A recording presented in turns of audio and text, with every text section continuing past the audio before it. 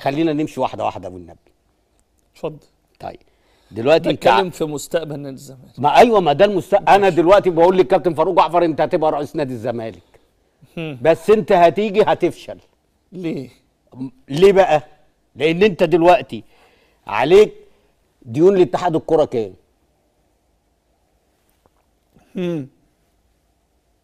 عليك للضرايب كام؟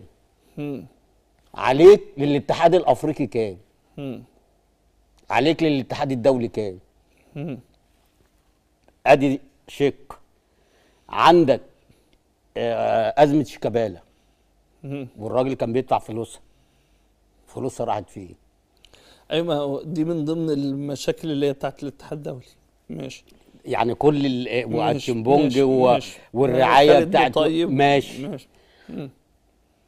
ايوه، بس هو قال لك انا عندي مثلا يعني حبيب قلبي ما ماشي، بس يعني عشان مش عايز اطلع ان انا بدافع عن حد معين، اهو انا ما بأيدش حد، بس انا بتكلم في ايه؟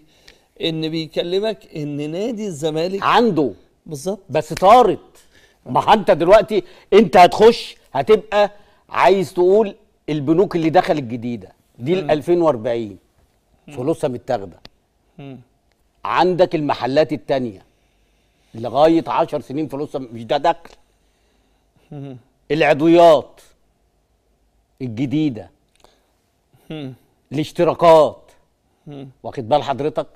تعالى بقى خش اللعيبه ما خدوش السنه اللي فاتت والسنه دي. رضا عبد العال هو رئيس نادي الزمالك دلوقتي. هفشل. ليه هتفشل؟ ما انت اهو بص، هو سايبها لاي حد. يا كابتن رضا، لو كل واحد فكر بطريقه حضرتك كده يبقى في النادي الزمالك وخد المفاتيح وارميها في النيل وقفل ذره في نادي الزمالك. طيب. طالما انت حضرتك بتقول كده. استنى كابتن رضا، نادي الزمالك لاجل النبي هيفضل موجود. سيبنا اتكلم باسمه يا حبيبي. ماشي، بس هيبقى اللي تاريخ. انت بتقوله ده يا كابتن رضا هيبقى تاريخ. لا، اسمع، عمر نادي الزمالك اسمعني بس. تاريخ طب وبس. استنى يا حبيبي. ما بنقعد كل القيد. لا استنى بس. وكل شويه نادي الزمالك بياخد بطولات وشعبيته بتزيد يا حبيبي لما كان في فلوس ما بيتاثرش بكل المشاكل. لما كان في فلوس ما هي نفس المشاكل. لا يا حبيبي، لا يا حبيب قلبي. كابتن رضا، انا من ساعه ما اشتغلت في الصحافه وانا شايف كل المشاكل الماليه اللي بيعاني منها نادي الزمالك، ونادي الزمالك لم يتاثر نهائيا. لا ما كانش كده، ما كانش كده يا عم اسلام.